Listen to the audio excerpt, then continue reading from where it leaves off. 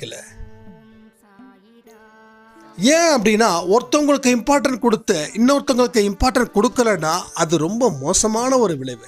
எல்லாரையும் ஒரே மாதிரி கவனி. ஏன்னா எல்லாரும் உன் மேலே அன்பாக இருக்காங்க, நீயும் அவங்கள ஒரே மாதிரி கவனி. இவங்க அதிகமாக அன்பை கொடுக்குறாங்க, இவங்க கம்மியான அன்பை கொடுக்குறாங்க அப்படின்னு பார்க்காத. ஏன்னா எல்லாரும் சாயப்பாவோட குழந்தைங்க. நம்ம அந்த பார்ஷாலிட்டி பார்க்கவே கூடாது. இதை நான் உங்களுக்கும் ஏன் சொல்கிறேன்னா, ஈகோயிசம் வேண்டாம்.